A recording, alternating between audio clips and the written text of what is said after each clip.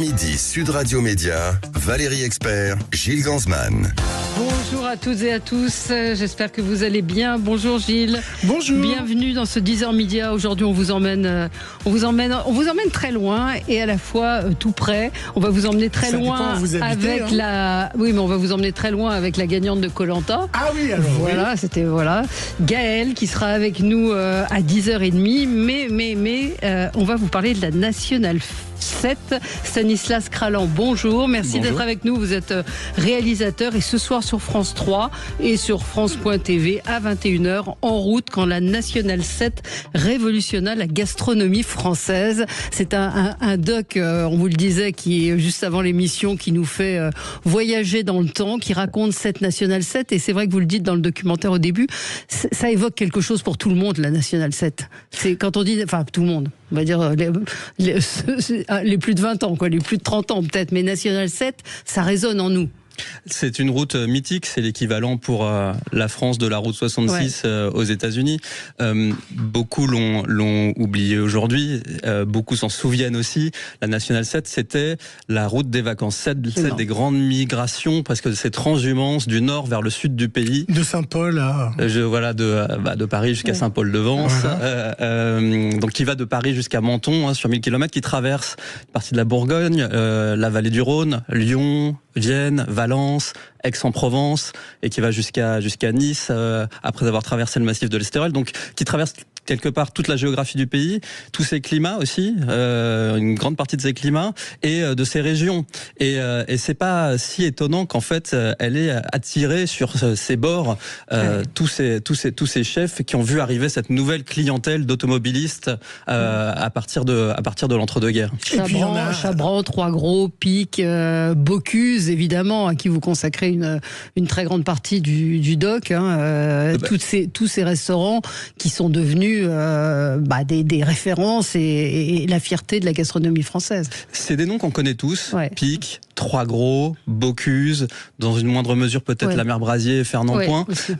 Mais ces noms-là, en fait, quand on regarde quel est le dénominateur commun, c'est la présence de cette route. Et c'était ça le point de départ du film. On s'est demandé qu'est-ce qui explique le fait qu'ils soient tous là, tous sur cet axe. Et donc on raconte Michelin. Enfin, on va y revenir avec vous dans un instant. Qui dit route dit carte routière. Bravo. Et c'est très émouvant de voir les archives de Michelin. On va en reparler dans un instant avec vous. Bagnoles, comme dirait notre président. Il y a des belles bagnoles. Il y a des belles bagnoles. Gilles Le Zapping. Sud Radio Média, l'instant zapping. Dans tous les médias, il y a un seul mot qui est, Valérie ?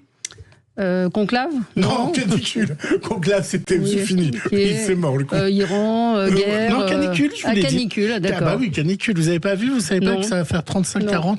Non, j'ai entendu orage. C'est parce qu'ici, vous avez demandé la clim. Voilà, orage. Orage. Et oui, comme disait Eric Chardin, l'été sera chaud dans nos t-shirts et nos maillots. Vous voyez, j'ai des lettres. Oui. De la culture aussi. Direction Libourne. Alors évidemment, j'ai fait des villes du Sud par rapport à Nationale 7. Libourne ou la ville, vous allez voir, s'est adapté depuis quelques temps à la chaleur. C'était hier dans le 20h de France 2. Il y a 2 ans, il n'y avait quasiment aucun arbre ici. Aujourd'hui, cette place du centre de Libourne en compte une centaine. Avec la canicule qui se profile, cette fraîcheur est recherchée par les habitants. Il y avait beaucoup de béton. Ils ont changé un petit peu la donne et ça fait du bien. Bien sûr, ça rafraîchit. Les grosses chaleurs arrivent, mais en effet, alors il manque quelques arbres quand même malgré tout à l'ombre. Mais donc on l'apprécie. Ce restaurateur lui aussi voit la différence. Sa clientèle profite.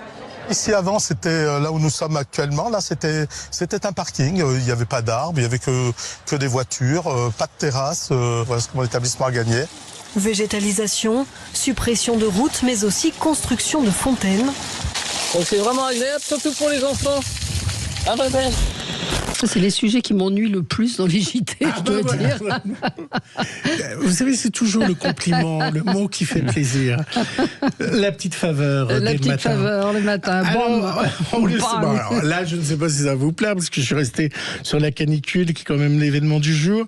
Alors, il y a des métiers plus ou moins durs, comme au moment de la canicule, les ouvriers du bâtiment, en cuisine, évidemment. Mais il y a aussi les mascottes. Vous savez, dans les parcs d'attractions.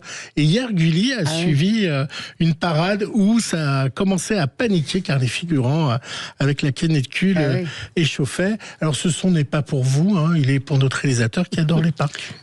Vincent reçoit un appel inquiétant. Les comédiens dans les costumes d'ourson ne tiennent plus. Dis-leur de ralentir, je vais les voir derrière. On sort. Rapidement, il les exfiltre hors de la vue du public. Appuie-toi sur nous. Attends un petit peu pour enlever la tête. Tiens, vous venez avec moi, dans la main. Vous êtes des bons nounours. C'est bien, bravo. Mettez-vous là, je vais vous ramener de l'eau. La chaleur sous la fourrure était devenue insupportable. C'était chaud, très chaud. Dès qu'il y avait des enfants qui étaient tout contents de nous faire coucou, de nous faire des bisous et tout, ça remotivait. Mais quand il y avait un peu moins de spectateurs par endroit, c'était un peu dur. Alors, en moyenne, il peut faire jusqu'à 54 degrés sous les costumes. Vous inquiétez pas, vous aurez Delphine Ernotte demain dans le zapping. Vous n'aurez pas que des sujets canicules. Alors, dans votre reportage, on voit tout au long de la Nationale 7 le combat entre la cuisine traditionnelle et les grands restaurants. Et ben, dans Top Chef, ce candidat, alors, je sais pas si ça vous plaît, on va dire, il a remplacé le bœuf bourguignon par de la Saint-Jacques, ça devient un Saint-Jacques bourguignon. Donc vu que la Saint-Jacques a des fibres un peu comme le morceau de bœuf, très filandreuse, mon trompe-palais, moi, ça va être très simple. Bœuf bourguignon de Saint-Jacques. Franchement, c'est inattendu, j'aurais pas pensé à ça, cette histoire de Saint-Jacques. Je vois pas ce que ça donne, franchement. Alors pour donner l'illusion de mon bœuf bourguignon, je veux vraiment le dresser comme la grosse potée de bourguignon. En gros, je vais faire cuire des Saint-Jacques au four, archi séché. Je vais venir les réhydrater dans le vin rouge. C'est la texture qui est toujours le plus compliqué, donc c'est là que tu as peut-être bien joué. Et après, je vais faire toute la garniture très très colorée. Les champignons, les carottes, les oignons, pour avoir le maximum de sucre. Le côté vraiment très torréfié qu'on retrouve dans la bidoche. Un peu de lard avec ou pas? Non, je fais les champignons fumés, très très cuits au beurre, pour amener un peu le côté bidoche des lardons fumés. Et vous avez fait un peu la grimace, hein, vous qui vous êtes intéressé à la gastronomie. Les Saint-Jacques bourguignons, c'est... Alors, je suis pas encore complètement convaincu par la recette. Par contre, je demande à goûter. On n'est pas à l'abri d'une bonne surprise. Allez voir le replay de Top Chef. Alors, peut-être vous le savez pas, Stanislas, à un moment, a fait scandale. Parce que Stanislas Kralan, qui est notre invité, a fait une expérience où il a tenté d'être vegan, a testé de vegan, et vous avez déclaré, et là ça a fait un peu un scandale, que ça avait mis votre santé en danger, que ça avait votre pire souvenir. Et donc je voulais savoir si à l'occasion de ce dog, vous aviez remangé de la viande.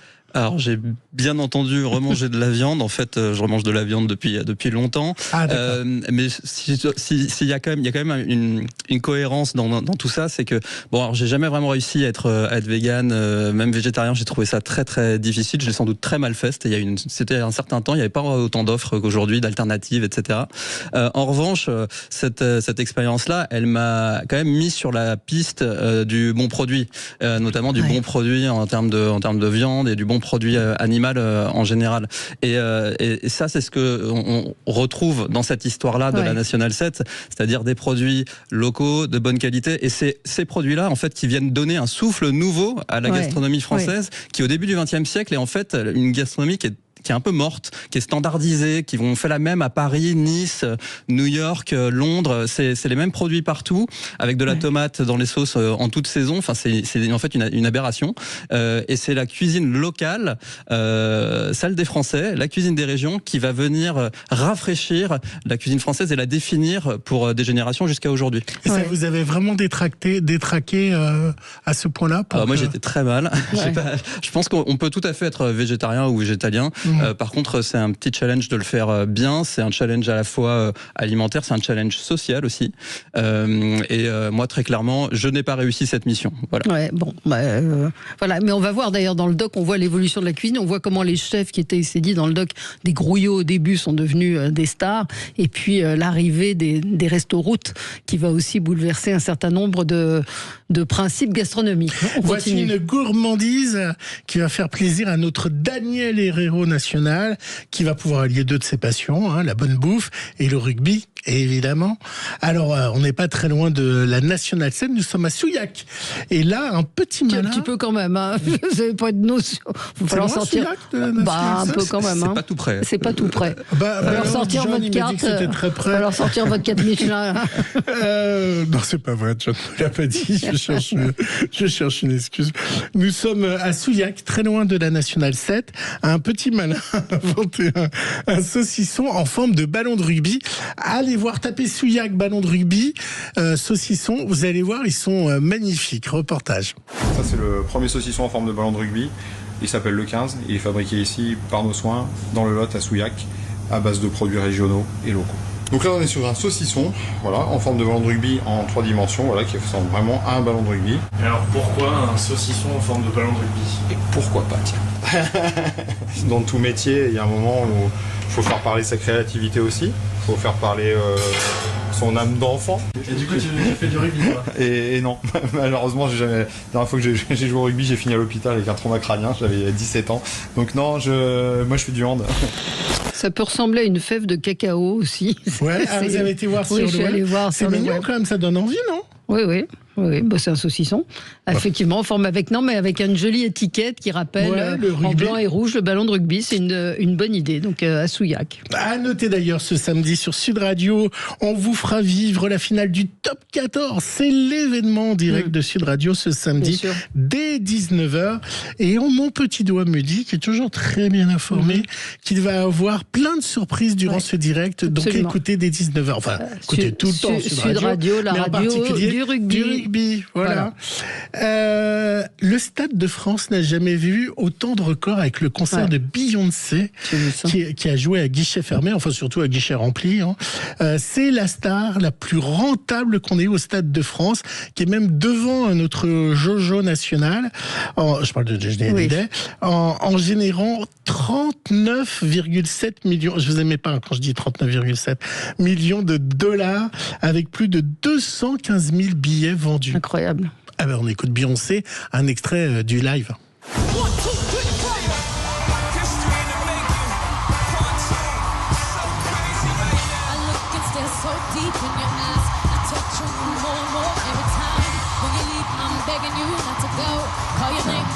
Voilà, c'était 30 secondes gratuites de Beyoncé sur ce Si vous n'étiez pas au concert, vous avez loupé votre vie, parce que je vois que la terre entière y était. Vous y étiez? J'y étais pas, malheureusement, mais j'ai suivi ça par des réseaux et je regrette. Voilà, il y avait un sujet de quotidien formidable qui allait un petit peu partout pour demander combien vous avez payé votre billet. Et donc ça allait des gens qui avaient payé 500 €, à des gens qui avaient eu la petite combine pour payer 180, à des gens qui avaient payé presque 800 €. Et puis il y avait beaucoup d'Américains qui sont venus parce qu'ils la suivent et qu'ils aiment bien voir plusieurs concerts. Et beaucoup d'Anglais, en tout cas, un carton plein pour Beyoncé. Alors Stéphane, notre troisième animateur, qui est un auditeur fidèle qui sait énormément de choses, il nous dit les grignottes sont déjà en forme de ballon de rugby. Alors, je ne connaissais pas les grignottes. Ça doit être une spécialité. Oui, je ne sais pas. Oui, je vais regarder grignottes pendant la pub. Et dans un instant, on va parler gastronomie nationale 7, pardon. Peut-être 7 aussi. Quand la nationale 7 révolutionna la gastronomie française, c'est un doc à voir ce soir sur France 3. Absolument des images d'archives incroyables. Et on est avec vous, Stanislas Kralan, pour en parler. À tout de suite. Le 10h midi, Sud Radio Média, Valérie Expert, Gilles Gansman. Sud Radio Média, l'invité du jour. L'invité du jour, c'est Stanislas Kralan. Et oui, c'est ça, absolument, parce que vous m'avez collé les deux noms ensemble, pardon. Stanislas Kralan, oui, vous êtes réalisateur, et ce soir, on vous conseille de regarder ce doc formidable qui vous raconte l'histoire de la Nationale 7, mais surtout la façon dont la Nationale 7 a révolutionné la gastronomie française. C'est un doc qui est raconté par Juliette Armanet. Donc, Pourquoi ce choix de Juliette Armanet ? Juliette, elle a une sensualité quand elle parle, quand elle dit les choses. Elle a une gourmandise qui fait que ça a été une évidence tout de suite pour moi quand j'écrivais le commentaire du film pendant le montage. je me disais que déjà il faudrait absolument que ce soit une voix féminine, et c'est celle de Juliette qui s'est imposée dans mon esprit. Oui, parce que je la connais. En fait, Juliette était réalisatrice de documentaires avant, et on a travaillé ensemble il y a presque une vingtaine d'années maintenant, et donc elle m'a fait l'honneur d'accepter immédiatement. Donc c'est pas lié à son dernier rôle, ou dans son dernier rôle elle tient un resto-route. Alors et donc pour tout vous dire, John, notre réalisateur, m'a dit mais peut-être elle a été choisie à cause de ce rôle-là où elle est patronne d'un resto-route dans son dernier film. Alors non, le commentaire a été enregistré fin 2023, donc donc bien avant. C'est un hasard total, mais ça dit quelque chose. C'est-à-dire que lorsque Amélie Bonin fait ce film et qu'elle écrit le personnage de Juliette Armanet, elle en fait une chef, parce que aujourd'hui être chef c'est un moyen d'ascension sociale. Absolument. Ce qui n'était pas du tout le cas au début du XXe siècle. C'est vraiment c'est l'équivalent des ouvriers, quoi, des ouvriers, voire même des mineurs en fait, les chefs. Et le film raconte aussi ça.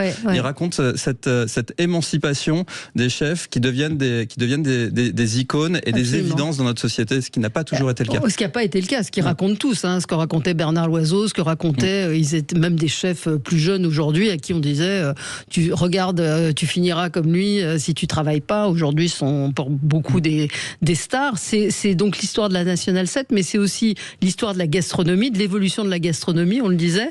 Et puis il y a l'importance du Michelin dans cette histoire, avec la voiture qui évidemment prend son essor, et ce guide qui est offert en fait quand on achète une voiture, quand on achetait une voiture.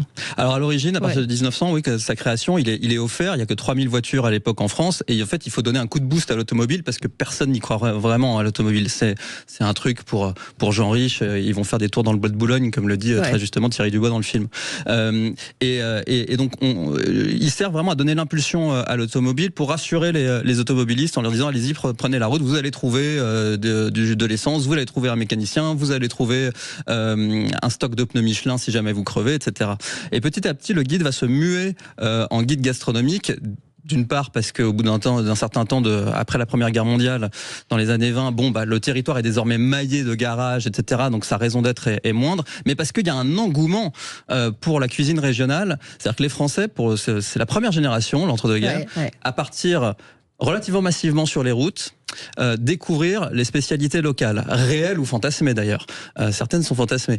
Mais en tout cas, il y a cette envie, ce désir, cette possibilité qui est unique. Et le guide Michelin, il est hyper important parce qu'en fait il existe en France mais il n'existe pas ailleurs. Donc il vient institutionnaliser, presque légiférer entre guillemets le paysage gastronomique français, et ça c'est ce que vont retenir aussi les étrangers. Le guide Michelin il existe pour la France, il est né en France, c'est pas l'Italie, c'est pas l'Espagne, c'est pas l'Allemagne, la Grande-Bretagne, les États-Unis qui ont inventé le guide Michelin, ce sont les Français, et Michelin en particulier. Il y a des images d'archives incroyables, il y a un boulot colossal. Ce qui m'a frappé, c'est qu'il y a beaucoup d'hommes, il y a le Club des 100 dont vous parlez, enfin on va pas tout révéler, mais c'est vrai que ce Club des 100, il existe toujours aujourd'hui.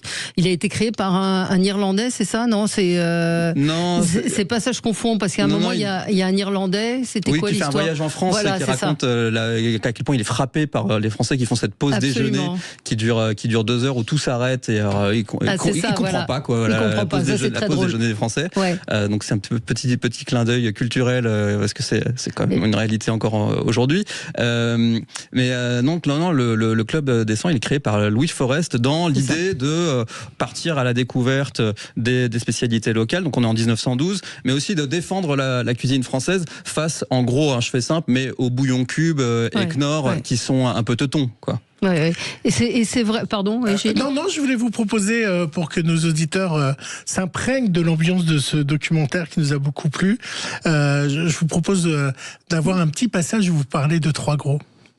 Michel et son fils César sont à la tête d'une des plus grandes tables de France, 3 étoiles au guide Michelin depuis plusieurs décennies. La cuisine, c'est alors Marie, la grand-mère de Michel, qui s'en occupe. Tandis qu'en salle, Jean-Baptiste prend en charge l'accueil et le service du vin aux clients.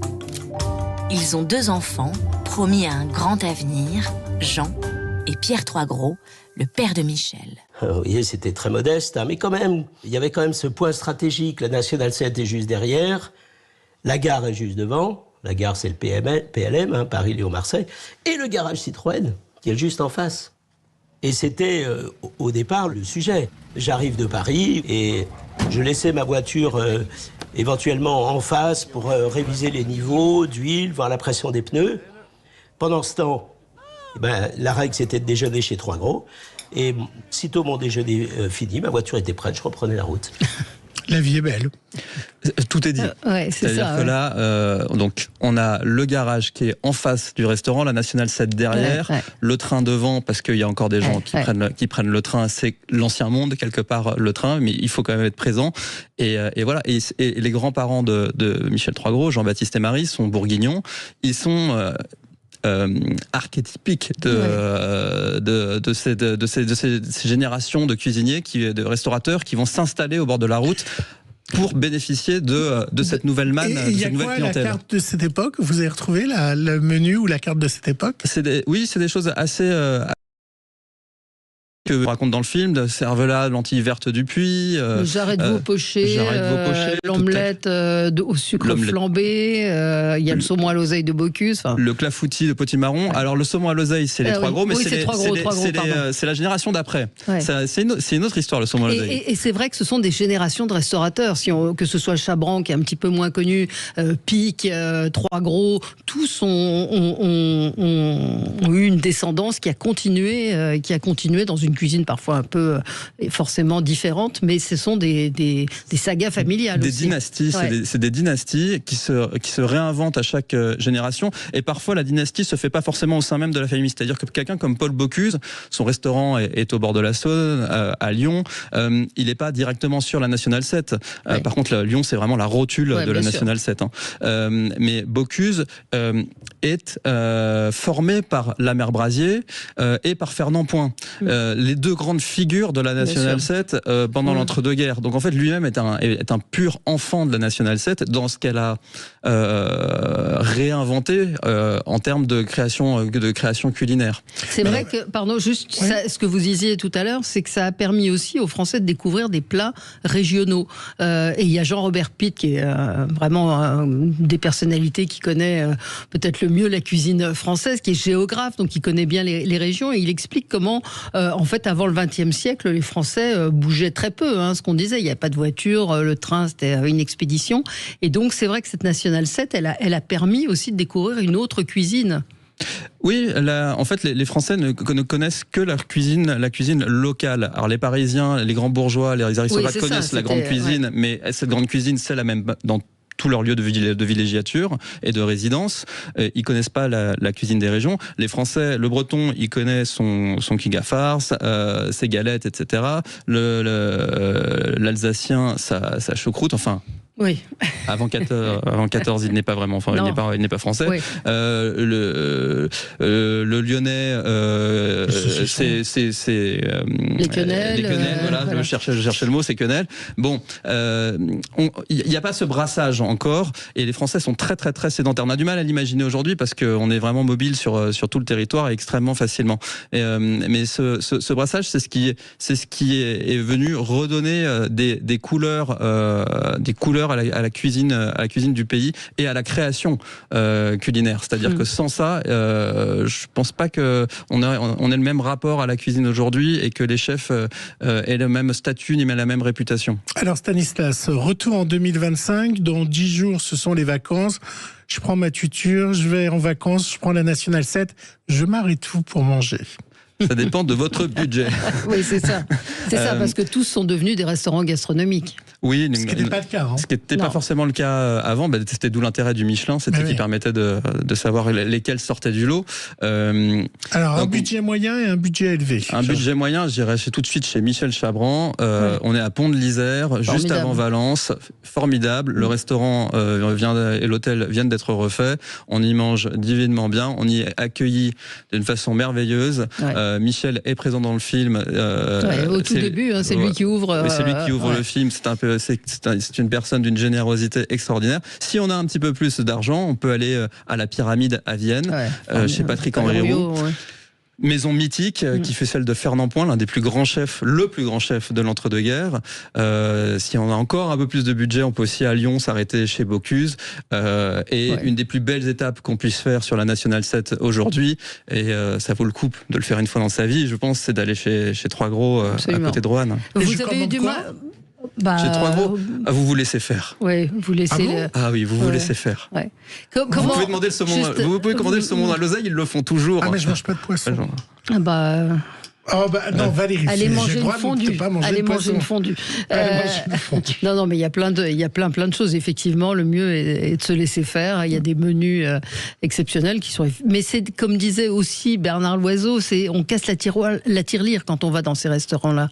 On casse la tirelire. Il y a des gens qui économisent pour aller déjeuner ou dîner, payer ce repas qui sont des repas inoubliables. Ça, c'est quelque chose qui m'a frappé pendant le tournage, c'est-à-dire qu'on s'attend dans ces grands restaurants triplement étoilés ou doublement étoilés à voir que des gens d'un certain niveau de revenus, etc. Non, pas du tout. En fait, on voit des gens de toutes origines qui effectivement s'offrent ce plaisir-là. Et ça, c'est très français et c'est quelque chose qui naît encore une fois chez nous, où le restaurant d'étape nécessaire, gastronomique, devient une destination. C'est ça aussi la troisième étoile Michelin. Ce n'est pas seulement le restaurant et la destination. C'est la destination, c'est pas une étape où on s'arrête sur la route. Il y a beaucoup d'archives qui concernent cette époque. Ça a été très dur et assez long de dénicher toutes ces archives. Parce que c'est vraiment formidable. On voyage vraiment avec les archives. Oui, et elles sont assez merveilleuses. Alors ce qui est pas toujours évident, c'est qu'il y en a beaucoup qui sont en noir et blanc. C'est pour ça que j'ai voulu aussi redonner vie à certaines de ces recettes. L'artichaut au foie gras de la mère Brasier, la volaille en vessie Fernand Point, la soupe VGE, la soupe VGE, et puis le saumon à l'oseille des frères Trois Gros. Je voulais qu'on puisse les voir tels qu'ils devraient être, et pas uniquement en archives, et vraiment redonner vie à ces recettes qui ont marqué leur temps, et pour certaines ont été des révolutions dans l'histoire de la cuisine. Là, je pense au saumon à l'oseille. Allez, on se quitte avec l'eau à la bouche. Avec l'eau à la bouche, mais surtout avec Charles Trenet, qui a quand même marqué cette histoire de la Nationale 7. Donc ce soir, sur France 3 et sur France.tv à 21h, en route, quand la Nationale 7 révolutionna la gastronomie française. Stanislas Kralan, bravo et merci à vous. Merci à vous. Toutes les routes de France, d'Europe, celle que je préfère, c'est celle qui conduit en auto ou en autostop vers les rivages du Midi. Nationale 7, il faut la prendre qu'on aille à Rome à 7. Voilà. Que l'on soit 2, 3, 4, 5. Et pas sûr qu'elles partent sur la Nationale 7, mais on sera avec la gagnante de Koh-Lanta. Gaëlle sera avec nous. À tout de suite. Le 10h midi, Sud Radio Média, Valérie Expert, Gilles Gansman.